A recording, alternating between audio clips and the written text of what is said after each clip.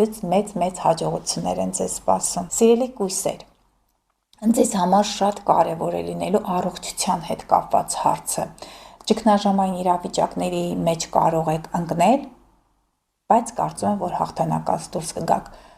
Սիրելի կույսեր, պահեք ձեր գլուխը ամենտեղ մութ գործերի մեջ մի մտեք, որովհետև ձեր 8-րդ տունը խոյի կենդանակերպում է։ Առողջության հետ աշխատանքում այդ բոլոր հարցերը կարող են լուծվել նորագույն տեխնոլոգիաների միջոցով։ Աշխատակազմին պետք է անպայմանորեն վերապատրաստեք։ Նաև դուք ինքներդ պետք է եւ վերապատրաստման կուրսեր անցնեք եւ ուղղակի այդ դասընթացները, այդ նորարարական մեթոդները աշխատակիցների, ձեր ենթակաների հետ քննարկեք։ Փոփոխություններ են սպասում ձեզ, սիրելի կույսեր, եւ առօրյա կենցաղում, եւ աշխատանքային process-ում, եւ հնարավոր է մասնագիտական մեծ հաջողություններ, պաշտոնի բարձրացում, եթե դուք ողջ տարին չարչարվել եք, եթե դուք ժամանակ եք տրամադրել ձեր ինքնակրթմանը, կարող եք մեծ շահույթներ ունենալ եւ նվիրատվությունների միջոցով, եւ գրանտներ կարող եք շահել, եւ ներդրումներ կատարել ձեր ուսուցման, ձեր աշխատանքում եւ նաեւ մասնագիտական այդ բարձր մասնագիտական այդ դաշտերում ու իմացեք, որ հաջողությունը ուղղակի կարող է ձեզ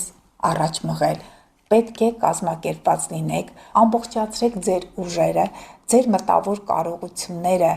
ներդրեք այդ գործի մեջ, իմացեք, որ կունենաք մեծամեծ մասնագիտական հաջողություններ, առողջությունն էլ կարող է վերականգնվել, եթե դուք բացեք գիտելիքների նորագույն տեխնոլոգիաների առաջ։ Սիրելի հետևորդներ, մենք նաև Յուպիտերի դիրքով ենք ունենալու կանխատեսումներ, բայց այնքան շատ են այս տարի մոլորակների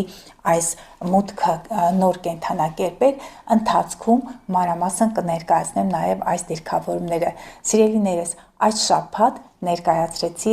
6 կենդանակերպերի համար։ Շնորհակալ եմ, որ դիտում եք հաղորդումները, նաև բաժանորդագրվեք ալիքին, մի մոռացեք, սեղմեք զանգակի վրա, որ հենց հաջորդ շաբաթ ձեզ հուշում գա, որ մնացած 6 կենդանակերպերի համար ունեմ կարևոր մեկնաբանություններ նվիրված 2026 թվականին։